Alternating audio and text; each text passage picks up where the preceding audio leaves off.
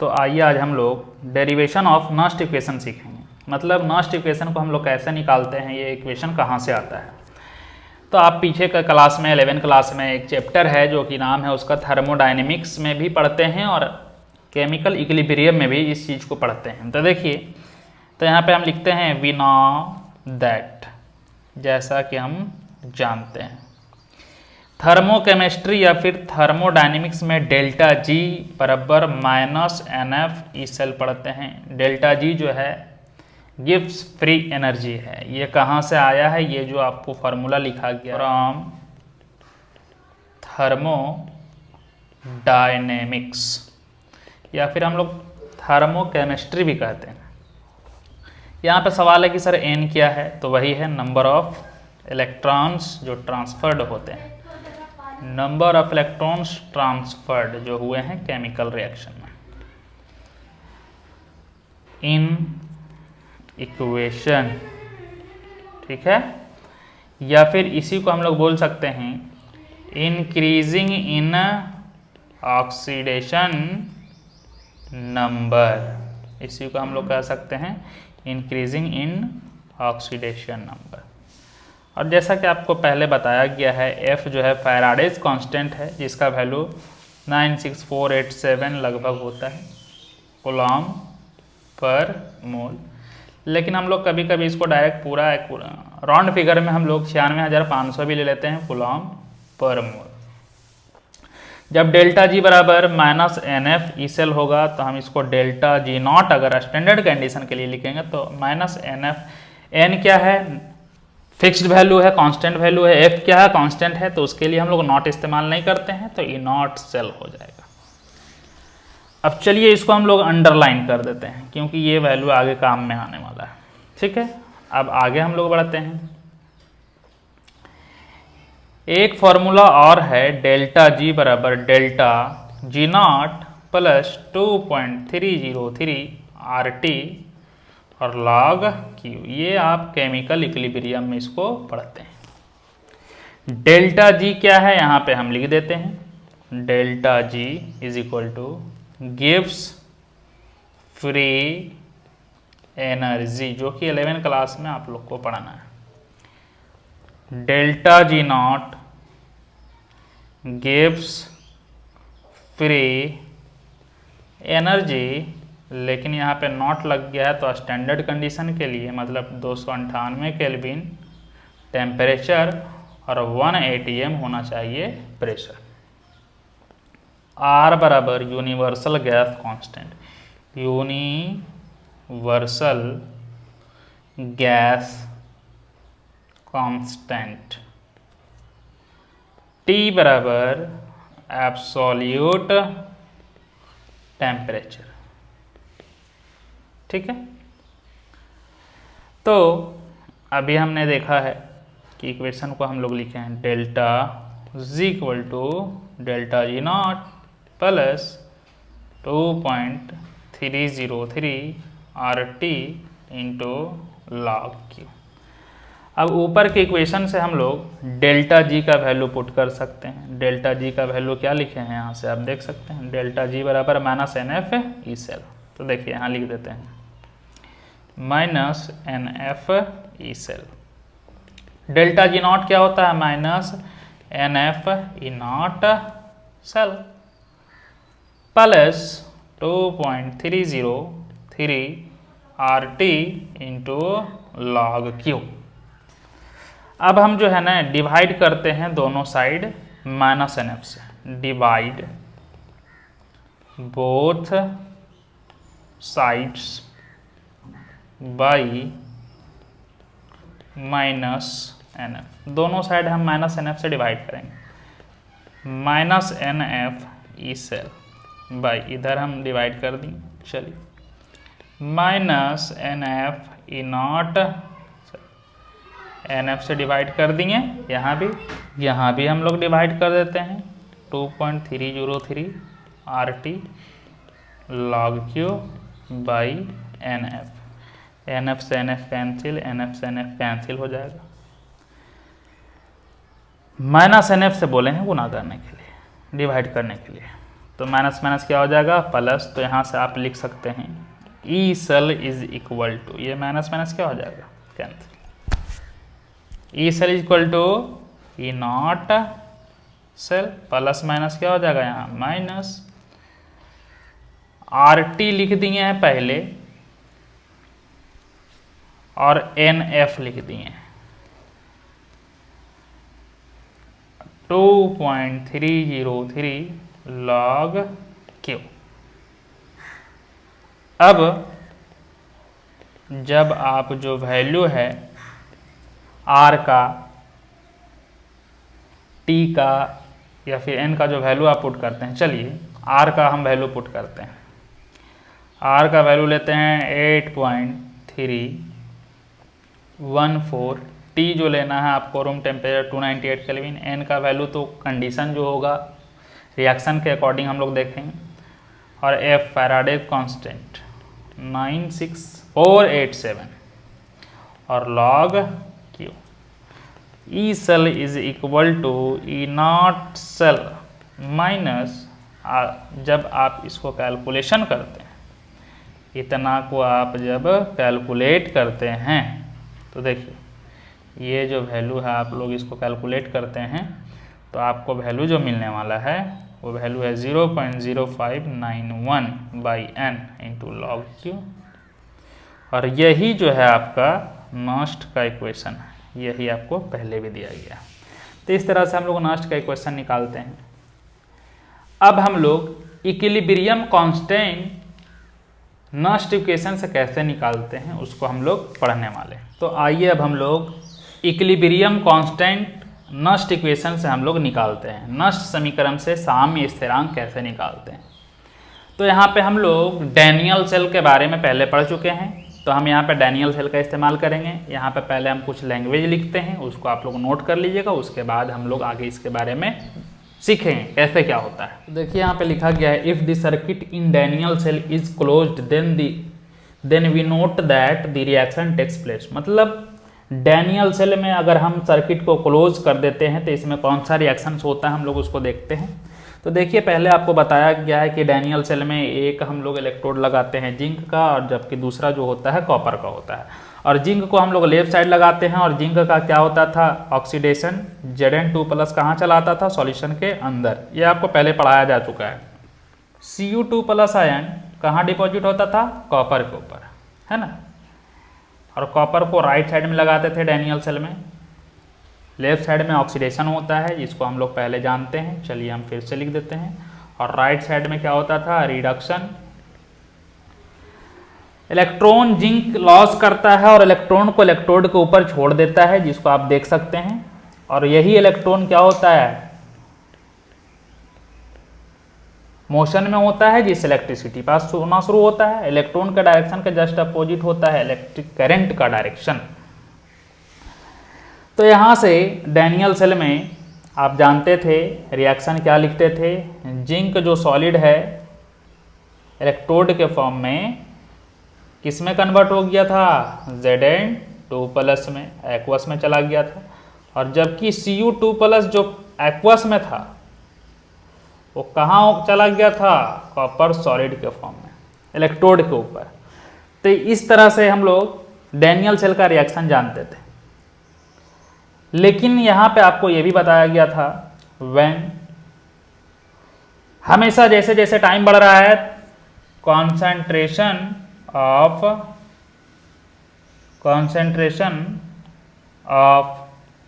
Zn2+, zinc 2+ का concentration हमेशा बढ़ता जाता है, इंक्रीज होगा, and concentration of Cu decrease होता है। तो जैसे जैसे टाइम गुजरता है Zn2+ आयन का कॉन्सेंट्रेशन बढ़ता है, लेकिन जैसे जैसे टाइम गुजरता है तो उसके अपोजिट Cu2+ आयन का कॉन्सेंट्रेशन घटता जाता है, क्योंकि आप देख सकते हैं यहाँ से जिंक जो है इलेक्ट्रोड से कहाँ आ रहा सॉल्यूशन के अंदर, तो Zn2+ आयन का कॉन्सेंट्रेशन बढ़ेगा, और सॉल्यूशन से कहाँ जा रहा है इलेक्ट्रोड पर Cu2+ आयन, इसीलिए Cu2+ आयन का कॉन्सेंट्रेशन घटता जाता है।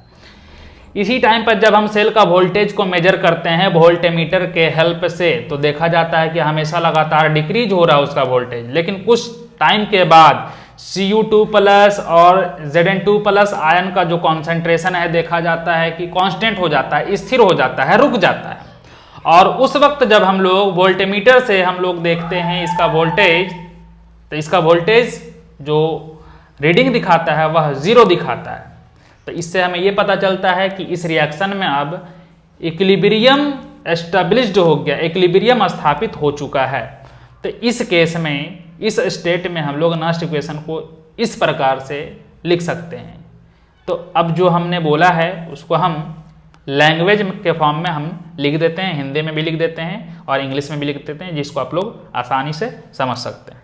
तो देखिए यहाँ से हम लोग लैंग्वेज में लिखे हैं, यहाँ पे आपको लैंग्वेज हिंदी भी लिख दिया गया है कि जैसे जैसे समय गुजरता है Zn2 प्लस आयनों की सांद्रता बढ़ती है, जबकि Cu2 प्लस आयनों की सांद्रता घटती जाती है। यहाँ से आप देख सकते हैं जैसे जैसे समय गुजरता है Zn2 प्लस आयनों की सांद्रता बढ़ती जाती है, जबकि Cu2 प्लस आयनों की सांद्रता घटती जाती है। इसी समय जब हम सेल का वोल्टेज वोल्टमीटर के द्वारा मापते हैं तो हमें क्या मालूम चलता है, वोल्टमीटर से मापा जा सकता है तो देखते हैं कि डिक्रीज होता है, घटता जाता है। कुछ टाइम के बाद देखते हैं तो Cu2 प्लस आयन और Zn2 प्लस आयन का जो कॉन्सेंट्रेशन जो है कांस्टेंट हो गया, रुक गया, स्थिर हो गया है, एवं वोल्टमीटर जो है न 0 शून्य दिखा रहा है। यह इंगित करता है कि अभिक्रिया में इक्विलिब्रियम साम्य स्थापित हो चुका है। इस अवस्था में नष्ट समीकरण को हम लोग इस प्रकार से लिख सकते हैं। तो देखिए अब इसका जरा English, as time passes the concentration of Zn2 plus ion keeps on increasing while the concentration of Cu2 plus ion keep on decreasing. जैसे जैसे टाइम बीतता है तो Zn2 प्लस आयन का कॉन्सेंट्रेशन बढ़ता है, जबकि Cu2 प्लस आयन का कॉन्सेंट्रेशन घटता है। उसी टाइम जब हम सेल का वोल्टेज को मापते हैं तो देखते हैं कि लगातार घट रहा है, और कुछ टाइम के बाद जब हम सेल को पोटेंशियल को मापते हैं वोल्टमीटर के द्वारा तो देखता है कि उसमें कि 0 पोटेंशियल क्रिएट हो गया है। तो 0 पोटेंशियल जब क्रिएट हो गया है तो इससे हमको ये पता हो जाना चाहिए अब सेल में किसी तरह का कोई रिएक्शन नहीं हो रहा है, इक्विलिब्रियम कंडीशन एस्टेब्लिश्ड हो गया है। तो अब इस केस में हम लोग नस्ट इक्वेशन का, इस केस में हम लोग नस्ट इक्वेशन से हम लोग इक्विलिब्रियम कांस्टेंट को निकालते हैं। तो यहां से हम लोग इक्विलिब्रियम कांस्टेंट कैसे निकालते हैं, आइए देखते हैं। ई सेल का वैल्यू हम लोग 0 पुट करेंगे, क्योंकि सेल का पोटेंशियल क्या क्रिएट हो गया है, 0। इक्विलिब्रियम स्टेट एस्टेब्लिश्ड हो गया है, स्थापित हो गया है, साम्य अवस्था स्थापित हो गया है।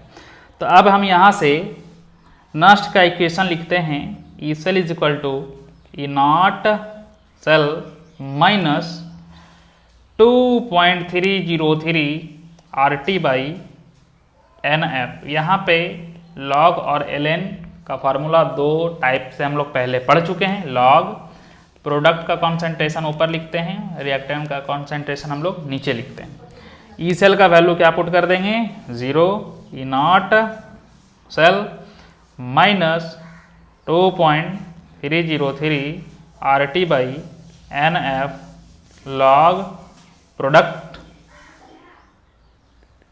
और नीचे रिएक्टेंट। अब हम इसको ऐसे भी लिख सकते हैं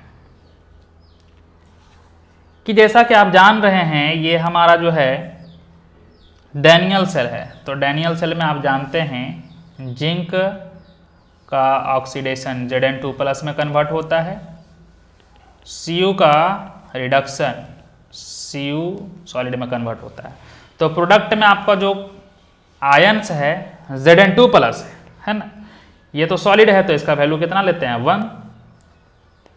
तो E naught cell minus 2.303 RT by NF log product में आपका Zn2 प्लस, क्योंकि Cu सॉलिड है तो उसका वैल्यू क्या होगा, 1। और नीचे जो रिएक्टेंट है जो कॉन्सेंट्रेशन होगा कॉपर का होगा, क्योंकि जिंक क्या है, सॉलिड फॉर्म में है, तो हम लोग आयन का ही कॉन्सेंट्रेशन को लिखते हैं। लेकिन बट एट इक्विलिब्रियम, साम्यावस्था में, ठीक है। Zn2 प्लस आयन और Cu2 प्लस आयन का जो रेशियो होगा वह एक क्या होता है, कांस्टेंट होता है फॉर दी रिएक्शन, एक कांस्टेंट वैल्यू हम इसको मानते हैं। तो ऊपर के इक्वेशन को जब हम सॉल्व करते हैं, ई नॉट सेल बराबर ये वाला जो है वैल्यू, इसको निगेटिव से इधर लाते हैं जीरो की तरफ, तो क्या हो जाता है, पॉजिटिव। ठीक है। और इसका जो वैल्यू है आप कैलकुलेट करते हैं जब, तो यहाँ से इसका जो वैल्यू आपको आने वाला है 0.059 एन आप जैसा कि जानते हैं नॉन इक्वेशन के लिए हम लोग डैनियल सेल में 2 इलेक्ट्रॉन का लॉस होता है और 2 इलेक्ट्रॉन का गेन होता है। तो वैल्यू पुट कर दिए 2 लॉग Zn2 प्लस और Cu2 प्लस का रेशियो को हम लोग क्या मान लिए हैं, कांस्टेंट मान लिए हैं, और उसी का वैल्यू हमें निकालना है, रिएक्शन क्वोशिएंट का वैल्यू हमें निकालना है। तो अब देखिए, जैसा कि आप जानते हैं डैनियल सेल के लिए ई नॉट सेल का वैल्यू आप पहले निकाल चुके हैं 1.1। ये 2 डिवाइड में है तो इधर मल्टीप्लाई में, और जो मल्टीप्लाई में है इधर क्या हो जाएगा, डिवाइड में। लॉग Kc, अब हम लॉग Kc बराबर हम लिख सकते हैं, LHS को RHS में लिखते हैं और RHS को LHS में लिखते हैं। 2 इंटू 1.1 बाई 0.059, जब इसको आप कैलकुलेशन करते हैं log Kc is equal to 37.288। ठीक है। जब यहाँ से Kc लिखेंगे तो लॉग को हम लेफ्ट साइड से जब राइट साइड लाते हैं तो एंटी लॉग में कन्वर्ट होता है, तो एंटी लॉग 37.288 डिजिट, पॉइंट के बाद हम लोग 2 ही डिजिट लिखते हैं। तो देखिए अब हम लोग एंटी लॉग 37.28 का वैल्यू कैसे निकालेंगे, तो यहाँ से हम लोग Kc का वैल्यू अब हम लोग निकालेंगे, जिससे आपका इक्विलिब्रियम कांस्टेंट का वैल्यू निकल जाएगा। तो एंटी लॉग 37.28 का वैल्यू हम लोग निकालेंगे। ठीक है। तो कुछ नहीं करना है, एंटी लॉग के केस में जो पॉइंट से पहले का नंबर है 37 वो 10 के पावर में चला जाता है। ठीक है। 10 का पावर कितना हो जाएगा, 37, और उसके बाद हम लोग ऐसे अगर हम बात करें इसका एक्यूरेट वैल्यू तो 1.94 इंटू 10 टू द पावर 37, 1.94 को हम लोग लगभग 2 लिख सकते हैं, जो कि 2 के काफ़ी करीब है, 2 इंटू 10 टू द पावर 37, ये आपका। तो हम लोग Kc का वैल्यू देख चुके हैं इक्विलिब्रियम कांस्टेंट का। तो हम इन जनरल अब ऐसा लिख सकते हैं, इन जनरल, इसको हम लोग बोलते हैं सामान्य रूप में, E naught cell is equal to 2.303 RT by NF into log Kc। ये कहाँ से आया है आप समझ सकते हैं, क्योंकि ई सेल का वैल्यू हम लोग क्या पुट किए हैं, 0 पुट किए हैं, इससे पहले बताया गया है। यहाँ से आप देख सकते हैं कि ई नॉट सेल और लॉग Kc का यहाँ से रिलेशन आता है, जो कि किसी अदर मेथड से निकालना पॉसिबल नहीं है। तो यहाँ पे स्टैंडर्ड इलेक्ट्रोड पोटेंशियल है, सेल पोटेंशियल है, यहाँ पे इक्विलिब्रियम कांस्टेंट है, इन दोनों में रिलेशन यहाँ पे आ गया, और जो कि किसी अदर मेथड से मेज़र करना पॉसिबल नहीं होता है Kc का वैल्यू, जिसको हम लोग इक्विलिब्रियम कांस्टेंट कहते हैं। तो आइए हम इसका कुछ लैंग्वेज लिखते हैं कि ये क्या कहता है रिलेशन। ठीक है। देखिए, तो यहाँ से बोलता है 10 इक्वेशन गिव्स आ रिलेशनशिप्स, है ना, 10 इक्वेशन गिव्स आ रिलेशनशिप। इक्वेशन जो है ना एक रिलेशनशिप देता है, किसके किसके बीच में, इक्विलिब्रियम कांस्टेंट जिसको हम लोग Kc से रिप्रेजेंट करते हैं, and standard electrode potential, standard potential जिसको हम लोग बोलते हैं ई नॉट सेल से, the cell in which the reaction takes place, जिसमें रिएक्शन होता है। 10 equilibrium constants of the reaction difficult to measure otherwise, मतलब इक्विलिब्रियम कांस्टेंट को अदर मेथड से किसी और तरीक़ा से मेजर करना पॉसिबल नहीं होता है। यही एक मेथड है जिससे आप मेजर कर सकते हैं। Can be calculated from the corresponding E naught value of the cell. E naught का वैल्यू पुटअप करके हम लोग यहाँ से Kc का वैल्यू निकालते हैं। यहाँ पे लॉग को फिर हम लोग कैलकुलेशन करते हैं, यहाँ पे तो एंटी लॉग आता है, और एंटी लॉग का कैलकुलेशन आपको सिखाया गया है। तो वही यहाँ पे हिंदी में लिख दिया गया, समीकरण सेल के मानक विभव जो इनॉट सेल है एवं साम्य स्थिरांक मतलब इक्विलिब्रियम कांस्टेंट के बीच में संबंध दर्शाती है, रिलेशन दर्शाती है। इस प्रकार अभिक्रिया के लिए साम्य स्थिरांक जिसे दूसरे तरह से अन्य प्रकार से मापना संभव नहीं है, सेल के संगत इनॉट सेल से ही परिकलित किया जा सकता है। जो कोरस्पॉन्डिंग इनॉट सेल का वैल्यू होता है उसी से हम लोग इक्विलिब्रियम कांस्टेंट का वैल्यू निकालते हैं। इक्विलिब्रियम कांस्टेंट का किसी दूसरे मेथड से वैल्यू कैलकुलेट करना मुश्किल होता है। तो अब हम लोग इसके ऊपर बेस्ड इक्विलिब्रियम कांस्टेंट के ऊपर बेस्ड एक क्वेश्चन करने वाले हैं। तो चलिए एक क्वेश्चन हम लोग लिखते हैं, ठीक है। तो यहाँ से आप देख सकते हैं क्वेश्चन को, calculate the equilibrium constant of the reaction, मतलब इस रिएक्शन को जो दिया गया है इससे आपको इक्विलिब्रियम कांस्टेंट को निकालना है, केसी का वैल्यू निकालना है। हिंदी में लिख दिया गया है, निम्नलिखित अभिक्रिया का साम्य स्थिरांक परिकलित कीजिए, मतलब कैलकुलेट कीजिए। तो हम लोग चलिए इसको सॉल्व करते हैं। तो इससे ऊपर जब हम लोग E cell equal to 0 put किए थे तो वहाँ पे इनॉट सेल का फॉर्मूला लिखे थे, इनॉट सेल बराबर 0.059 by n log Kc। E naught cell का वैल्यू आप देख सकते हैं दिया गया है, कितना दिया गया है 0.45, 0.059 by n। Maximum loss of electron या फिर गेन ऑफ इलेक्ट्रॉन आपका 2 है वैल्यू, और यहाँ पे log Kc आपको पता है, Kc का वैल्यू हमें फाइंड आउट करना है। तो देखिए हम लोग log Kc is equal to 0.46 into 2 divided by 0.0